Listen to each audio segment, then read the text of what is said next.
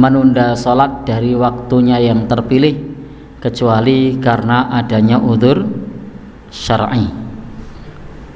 Jadi kalau ada udzur syar'i itu tidak masalah, tetapi kalau tidak ada maka hendaknya tidak menunda dari waktu yang terpilih, dari waktu yang terbaik.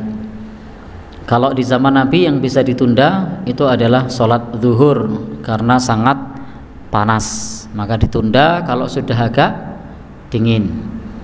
Dan ini menundanya bersama-sama. Ini menundanya bersama-sama. Tidak boleh ditunda sendiri. Demikian pula di zaman Nabi waktu yang utama untuk sholat isya itu adalah tengah malam. Maka Nabi juga menunda karena mencari waktu yang terbaik dengan catatan tetap berjamaah.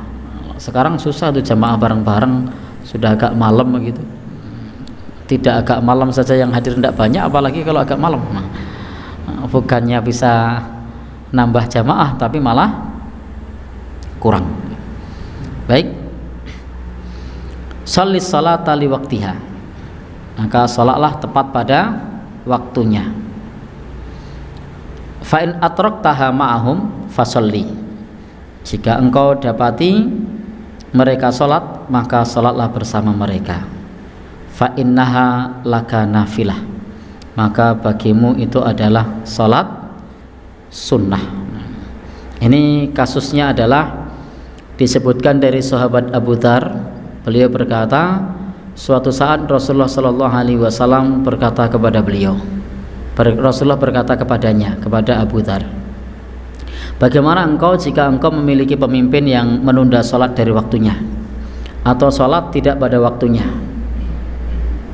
Maka kemudian Abu Dzar berkata, ya Rasulullah, apa yang kau perintahkan padaku? Jadi ini sahabat ini ditanya oleh Nabi, tapi malah tanya balik. Jadi Nabi bertanya, bagaimana engkau jika engkau memiliki pemimpin yang menunda sholat dari waktunya atau sholat tidak pada waktunya? Lalu kemudian sahabat Abu Dzar menjawab dengan bertanya balik, wahai Rasul, kalau seperti itu apa yang kau perintahkan kepadaku? Jadi ini pertanyaannya, apa yang kau lakukan kalau ada pemimpin sholatnya ditunda sementara kita sebagai bawahannya?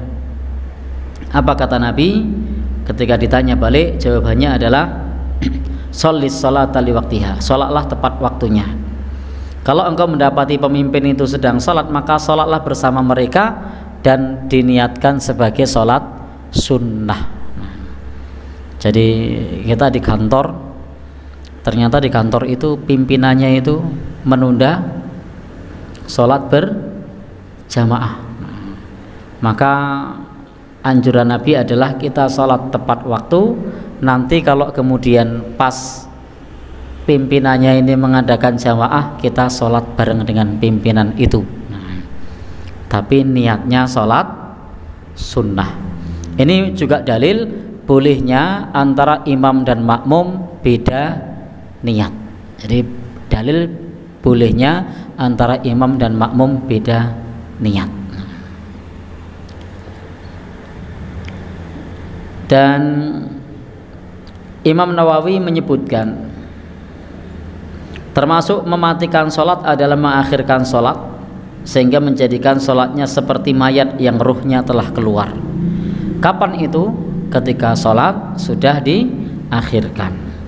Sedangkan yang dimaksud dari menunda menurut Imam An-Nawawi itu adalah bukan dari semua waktunya, tetapi ini anjuran untuk awal waktu. Jadi anjuran untuk awal waktu.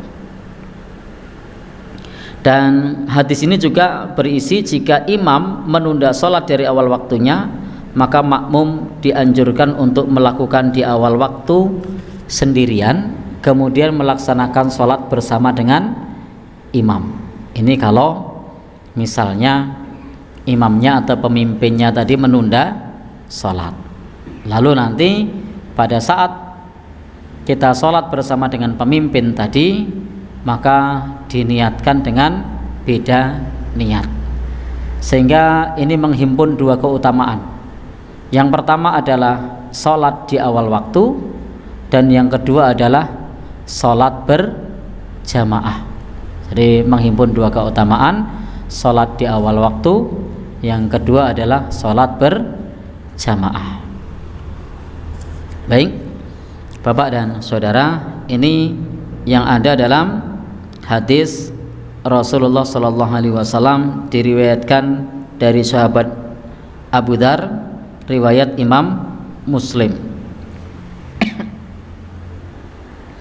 Baik, Bapak dan Saudara, menunjukkan pentingnya untuk sholat awal waktu dan pentingnya sholat berjamaah.